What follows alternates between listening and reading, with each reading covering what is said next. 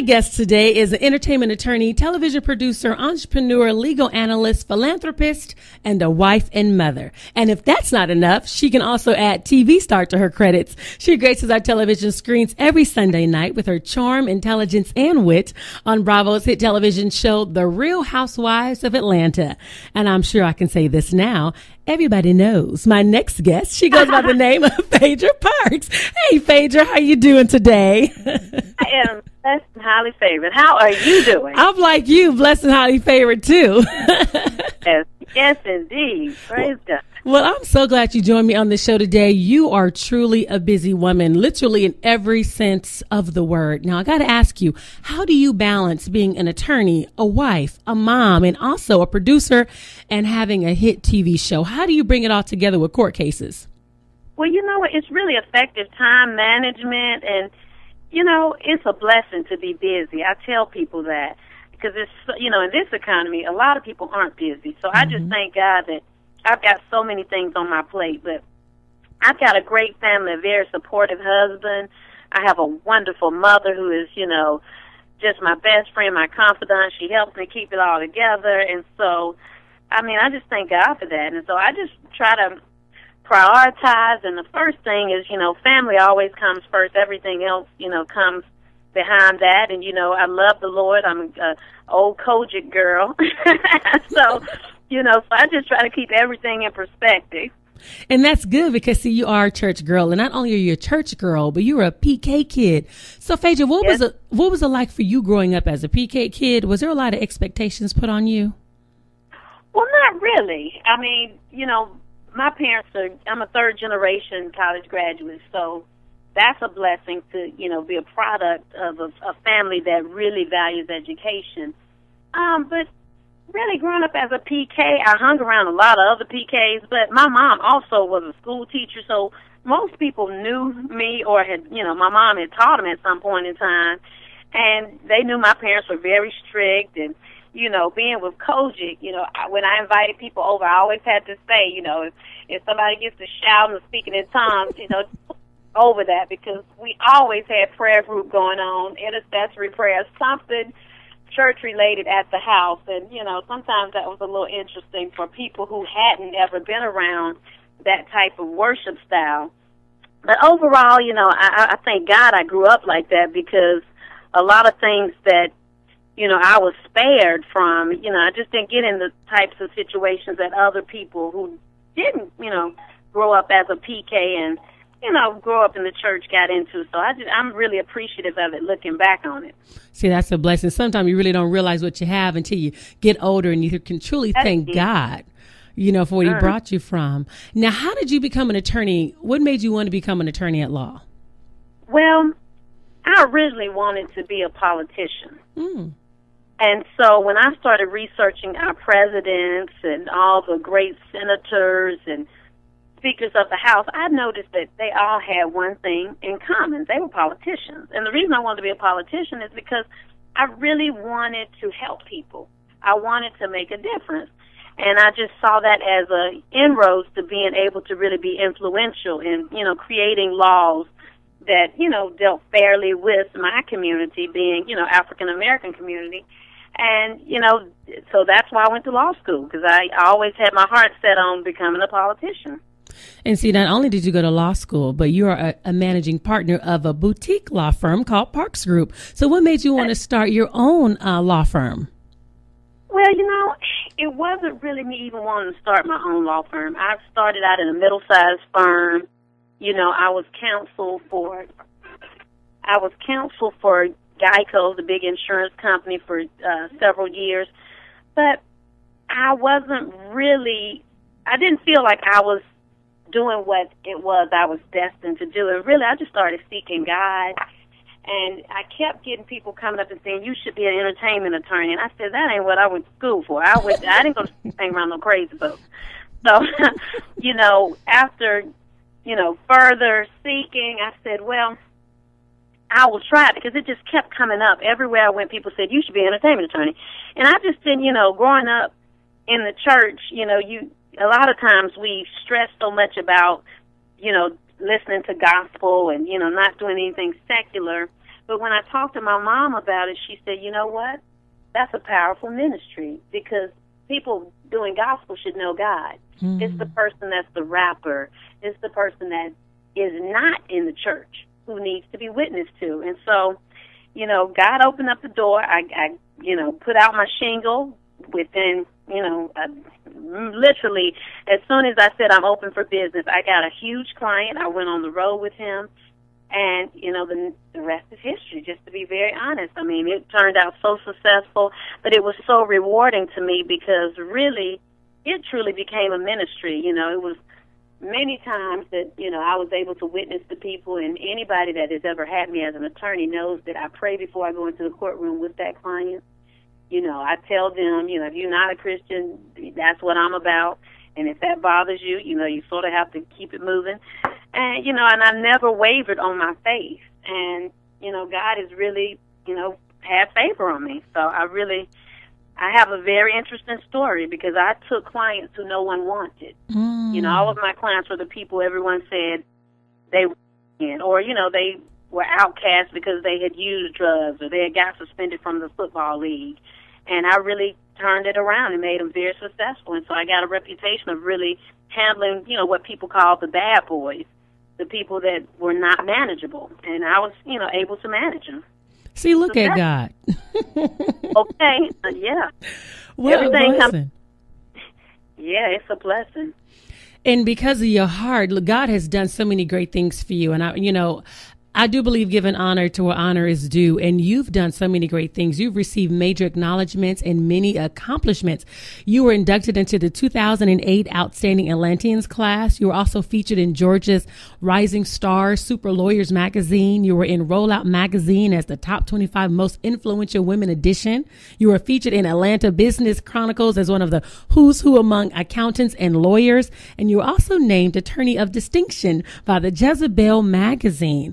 I mean, what do you attribute to your great success as an attorney and to be recognized by your peers? We know it's the Lord, and now I see you giving back to people that other people threw away. God really blessed you, but what do you attribute to your success? Well, just hard work. I mean, I'm a hard worker, but I'm really humble. I mean, I never have overexalted myself, no matter what accolades I have. I've never forgotten where I come from. At the end of the day, I'm still just a black woman from the South. And I know people have put a lot of glass ceilings and a lot of brick walls around us because of our color, because of our gender. Mm-hmm. But I have never let that stop me, and I've never let someone saying I was great change my meekness to know that, but for the grace of God, there too I go. And that's really my testimony. So, people come to me, and and I take pro bono cases. I always give back to the community. I mean, that's something that's so important to me because a lot of times I go into these courtrooms sometimes and I see young black men being, given interestingly harsher deals than their counterparts who don't look like them. And it's usually because they don't have a good attorney. They don't have the wherewithal. And so I prayed long and hard when I was in law school because it was not easy. That God, if you allow me to get this designation, I will help people no matter what. I mean, I will help anytime I can, and it won't be about the money. It will be because I know that this was, really a gift from God. And so, it has come back, to me tenfold. For all the people I've helped, people don't often hear about those stories, but, God has brought me people who can more than enough pay for those people. So, I tell people, I don't ever worry about money because my Father has everything. All right. And I'm not talking about my earthly Father. I'm talking about Jesus. That's right. So, I don't worry about money because I know, one of my favorite Bible verses, I have never seen the righteous forsaken or their seed beg bread. And so I know who I am. And so I know I don't have to worry about money because, God will provide that. Anything I need, I know it's going to be provided. And so that gives me a confidence and assurance a lot of people don't have because they don't really know who they are. Girl, that's a testimony right there. And I think that right there is going to cause people just to fall in love with you, because you carry yourself with such class on the show that it's amazing just to talk to you off of the show that you're still just the same person and down to earth. Now, everyone, if you're just tuning in, we're talking to Phaedra Parks from the Real Housewives of Atlanta. We're just talking about how God has truly blessed her, talked about how she became an attorney. Now, before you did the Real Housewives of Atlanta, you were the consulting producer for BET's hit show, Tiny and Toni. Tell us about that. How did you come to work with Tiny and Toni? Well, I've been knowing Tip for years, which is Tiny now, and know Toya from New Orleans, and they came to me. They wanted to do a TV show, and they wanted to be a show that was positive, that would really empower other women who are, mothers and find themselves having big dreams but not really knowing how to implement those dreams. And so I said, this is the type of TV I want to really be involved with. And we went to California and sold it, and the rest is history. Oh, so they came with the idea, so that's how you became a consultant. They basically they knew they wanted to do a TV show, but they really needed someone who had really done TV before, and I had obviously participated in the B and Bobby Brown show and some other productions, and so when they came to me, I saw the potential of them to really have a great influence on young women who obviously aspire to be like them and admire them. But they had dreams, and people, sometimes when you're married to these very powerful men, they don't see you as, a separate entity. They see you as, Tip's wife and Lil Wayne's, ex-wife and all of this stuff. But they were really great women who had dreams of their own, and they really wanted to do positive things. And so I wanted them to show that, and I wanted them to get some things done that they were aspiring to do. And we worked together, and we got it done. And you sure did, and it was great. Now, how did you land the role on the Real Housewives of Atlanta? Now you are a part of a reality show. How did you get that part? Well, I had worked for Bravo prior to getting on the show, and I had represented some of the cast mates on that show, and so I was very familiar with the production and never even thought that I would ever consider doing the show. But the opportunity presented itself, and I thought, what better way to obviously show people another side of Atlanta, but another type of person that I didn't see on the show, because all of us have very distinct personalities. But I didn't see a character such as myself, or I don't even want to say character. I didn't see a professional woman being portrayed on the show, and a true Southern belle who loves to be a lady being portrayed on the show. And so I thought it was, definitely a safe and a very good addition to the show, because so many people want to say very interestingly negative things about the show, and I think, if you have so much to say about it, join it, be a part of change versus, just talking about it. And so that's what I did. And when you came onto the show, you came on at a time you were newly married, also pregnant. Your baby was almost due. How was the long hours for you being pregnant and also a new wife? It was very stressful. And I had always hoped that they would have shown some of the things about, I had a difficult pregnancy, and they really didn't go into that. But, I thought that was valuable, because a lot of women, I thought a lot of women could relate to that. But they didn't, because I guess that didn't make for good TV. But, it was stressful, but, I didn't, during that first season, I really didn't tape a lot with the whole cast. My story was really my story by itself a lot of times. You saw the cast members talking about me, but I really didn't tape with them that much. This year, because I'm not pregnant and I'm able to do a lot more, I've taped a lot with, a lot of the cast members. But when I initially came on, I pretty much taped with my family and my husband. And, Candy and I taped a couple of times together. But usually I really was taping by myself.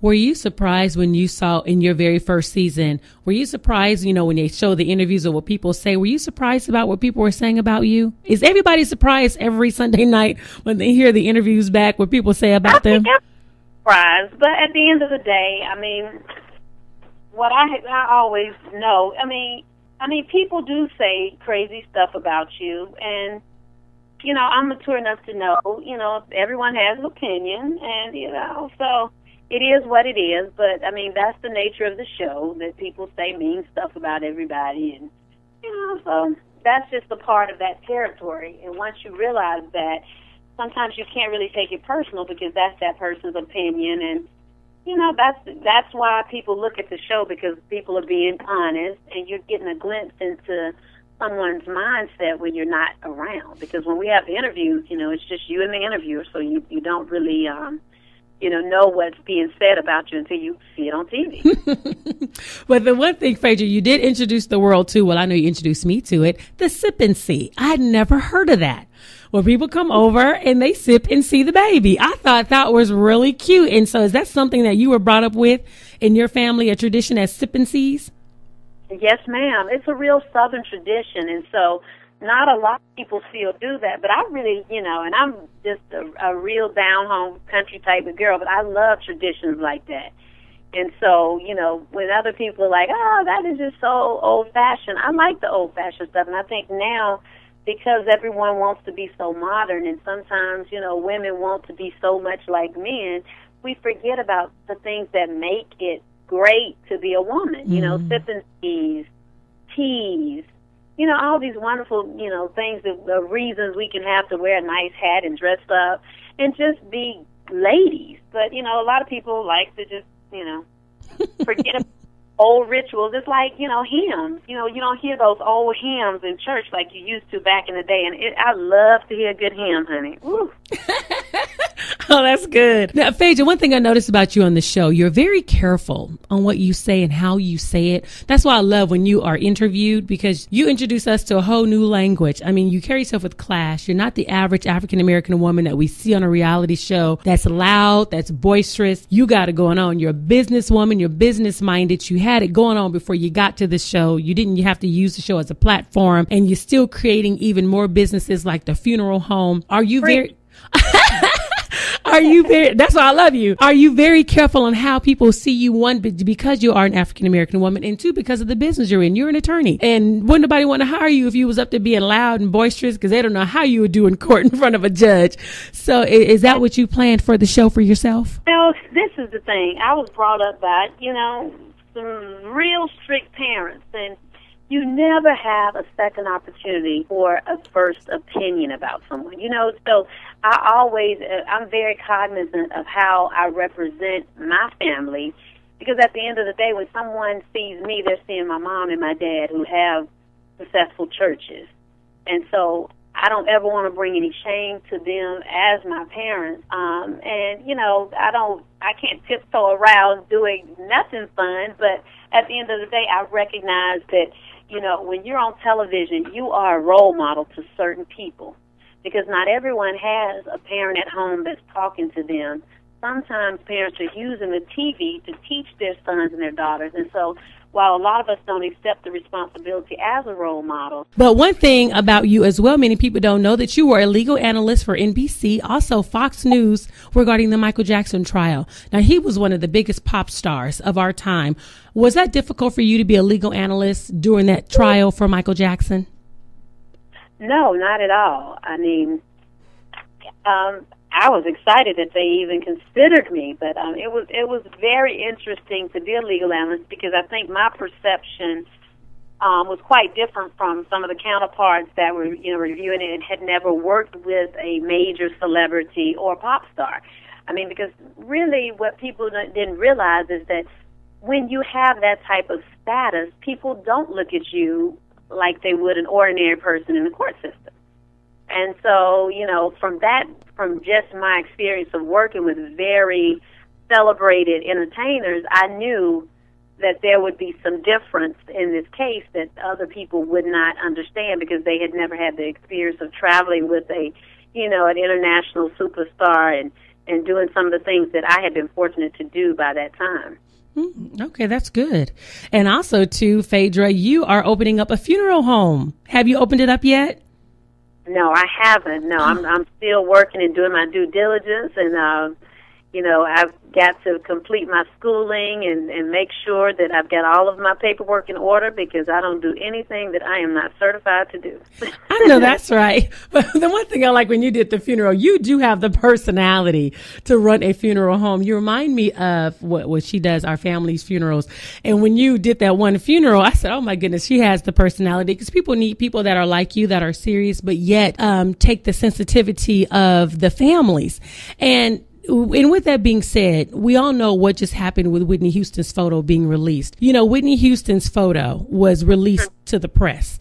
And with you in the future owning a funeral home, how would you be able to prevent? Because I know you'll also be dealing with high profile clients once you open up your funeral home. What steps can you take as a funeral home owner to prevent what happened to Whitney Houston at your funeral home? Wow. Well, unfortunately, the National Enquirer is a huge outlet, and in this type of recessionary economic climate, you hate to think that someone is willing to stoop as low as selling a picture of someone, in their, casket, but it does happen. I don't know if it was, someone inside the funeral home, or if it was obviously someone who actually viewed the body, because the body was only viewed by immediate family. So it wasn't accessible to, anybody that they didn't obviously know and have a relationship with. So I don't know who the culprit was, but, it's sad. And I just think, at the end of the day,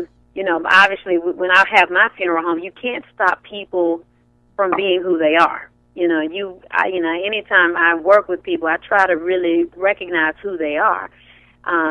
Not saying that it was someone in the funeral home, because I don't think anyone actually knows.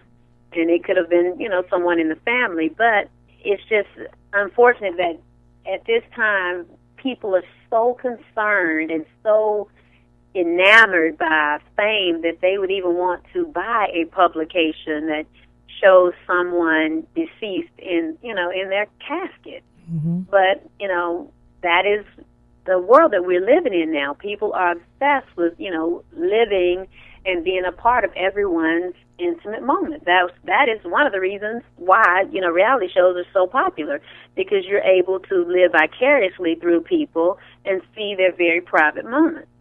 That's true. And, I don't think there's anything that will obviously stop things like that from happening, because if you know the history of the National Enquirer, the first breaking story that made them an international entity was showing Elvis Presley's body as it laid in the casket.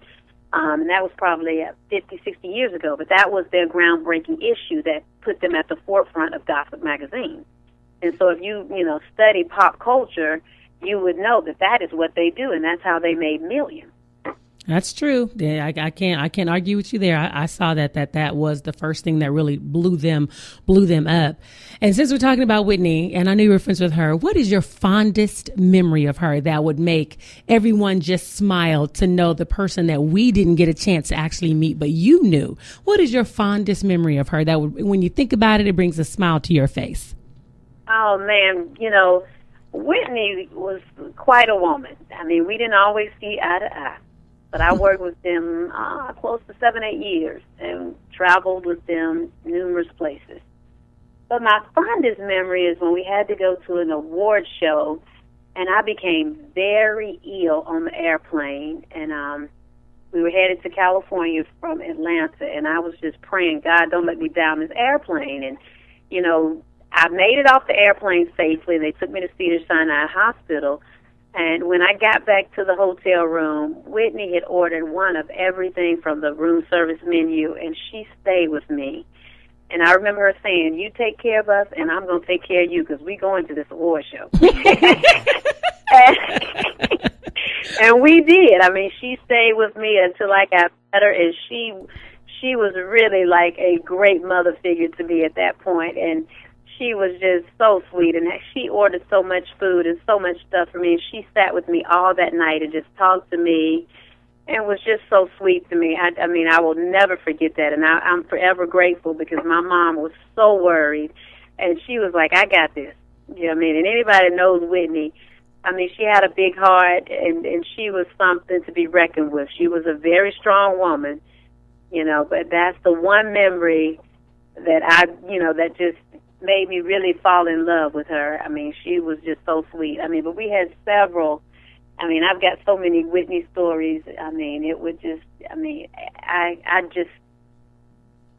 just get overwhelmed sometimes just thinking about her being gone, because she was definitely someone who really shaped my career. But she gave me an opportunity, you know, and when she hired me, I was in my late 20s, I might have been 27 years old, if that. And she gave me the opportunity to really work. And so, thanks to her and Bobby, you know, they gave me international press coverage that I had, you know, never fathomed that I would, you know, have because of them. And so I always love any woman who is confident enough with herself to hire another woman to take care of her husband. And, you know, have the confidence in her to know that she is, a woman of integrity and that she is going to do the job. And so I always was so appreciative of that. Wow, that is a great story. Thank you so much for sharing that. Thank you so much for joining me on the show. And I love the fact that you are in your community and very active. And I just want to share a few things that you do in your community that people may not know, that you were the president of the Gate City Bar Association, and you are on numerous boards, including the American Heart Association, the Atlanta Children's Shelter. You're also a part of the Cool Girls of Georgia campaign for adolescent pregnancy prevention. Now, why is working in your community so important, especially this Cool Girls one? I like that one. Can you kind of tell us about that one? Well, Cool Girls is basically a foundation that helps young girls, disadvantaged young girls, you know, really celebrate being cool, but from the aspect that it's cool to be educated, it's cool to, you know, abstain from sex. It's cool to, you know, be an independent woman, and it's cool to be different. You know, you don't have to follow your peers, you know, and succumb to peer pressure. And so teaching them that it's cool to be different. And so, yeah, Cool Girls is a great foundation. Well, that is awesome. And I just want to thank you again for joining me on the show. Now, you keep up with that gardening, okay? I sure will. Thank you for having me. You are so welcome. Again, we want to make sure that everybody watch The Real Housewives of Atlanta on Sunday nights. You want to check your local listings on Bravo. Check out my girl, Phaedra Parks, because everybody knows she is a fantastic person on the show. So, Phaedra, again, thank you so much for joining me today. I just love you. Thank you. Thank you.